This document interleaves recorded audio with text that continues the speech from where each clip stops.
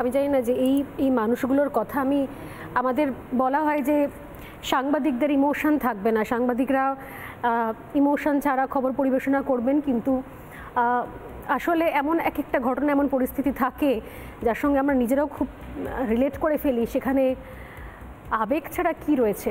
আবেগই তো রয়েছে, আর আগুন রয়েছে যেটা আমরা নিভে দিতে চাইছি না। আমি শেষ করবো একদম, আমি জাস্ট এক লাইন একটু অভয়ের বাবার কাছে যাব। আমি এই জায়গা থেকে দাঁড়িয়ে আমার নিজেরই মনে হচ্ছে আমি অভয়ের বাবা বলছি। সত্যিই তো, যার নাম বাবা মা গর্ব করে বলতেন, যার ডিগ্রি বাবা মা গর্ব করে বলতেন, আজকে আমাদের দুর্ভাগ্য তাকে আমরা শুধুমাত্র অভয়া বলে বলছি।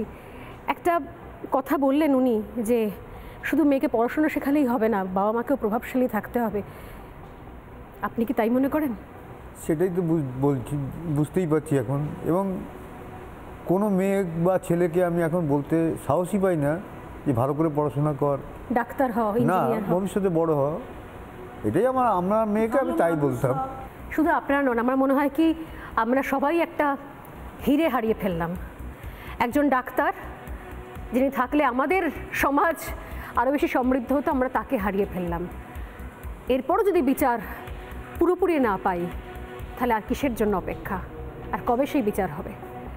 আমি আর কিছু সত্যি বলার নেই আজকের এপিসোডের পরে। আজকে একটা কথাই আমি সমস্ত বিশ্বের জনসাধারণকে আপনাদের দরবার থেকে বলবো, প্লিজ বলুন।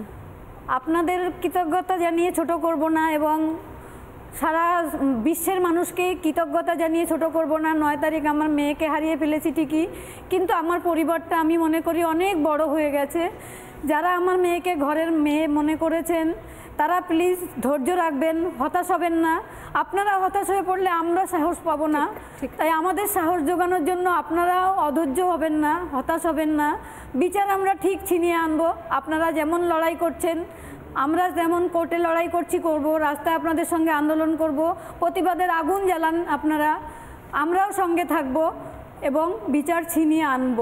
বিচার ছিনিয়ে আনতেই হবে, এবং তার জন্য এই দুটো মানুষ এখনও পর্যন্ত যারা এই আগুনটা জ্বালিয়ে রেখেছেন, প্রতিবাদের আগুন জ্বালিয়ে রেখেছেন, তাদের সঙ্গে আমাদেরকেও একসঙ্গে হাতে হাত রেখে এই আন্দোলনটাকে চালিয়ে নিয়ে যেতে হবে। কারণ যদি অভয়া হেরে যায়, তাহলে আমরা সবাই হেরে যাব। এটা নিয়ে আজকে শেষ করছি, সঙ্গে থাকবেন। নানা ধরনের কন্টেন্ট দেখার জন্য লাইক করুন, শেয়ার করুন আমাদের ফেসবুক পেজ, সাবস্ক্রাইব করুন আমাদের ইউটিউব চ্যানেল।